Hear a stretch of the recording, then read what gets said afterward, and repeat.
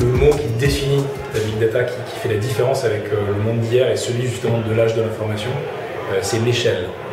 Ce qui est absolument incroyable, c'est l'échelle à laquelle on arrive aujourd'hui à faire ces calculs. Il faut se représenter ce que c'est que ces centres de calcul où des milliers d'ordinateurs en réseau de manière complètement distribuée analysent la donnée, la coupent en plein de morceaux. Tous ces algorithmes qui font qu'on arrive à calculer à cette échelle, c'est quelque chose d'absolument nouveau. Donc la big data, c'est vraiment l'analyse des données à l'échelle. Et un exemple très simple et très concret, j'ai une coupure d'électricité chez moi. Mon smartphone va récupérer l'information en direct, donc j'ai une coupure d'électricité chez moi, et va me dire quand le courant va revenir. On va me dire, voilà, dans 35 minutes, vous allez être, avec une probabilité de 95%, dans 35 minutes, le courant va revenir chez vous. Ça, c'est énorme, parce que j'ai une valeur ajoutée évidente. La première notion qui est liée au big, c'est la quantité de données.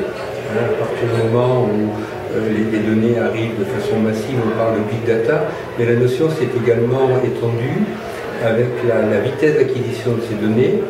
C'est-à-dire qu'il n'est pas nécessaire d'avoir beaucoup de données, mais si elles arrivent à une très grande vitesse, ça devient du big data parce que ça demande également des techniques de traitement particulières. But a challenge and an opportunity. Towards. Le big data, c'est par exemple peut-être de mesurer plus fréquemment des paramètres, les enregistrer sur une journée entière, voire sur plusieurs journées, et puis le confronter à d'autres données, d'autres paramètres qu'on pourrait mesurer en même temps, et permettre peut-être d'affiner un diagnostic, ou de suivre mieux un malade, ou de comprendre mieux sa pathologie. Éviter de faire des erreurs. Le big data peut apporter des choses très concrètes, très pragmatiques, très simples et qui vont changer les vies des gens.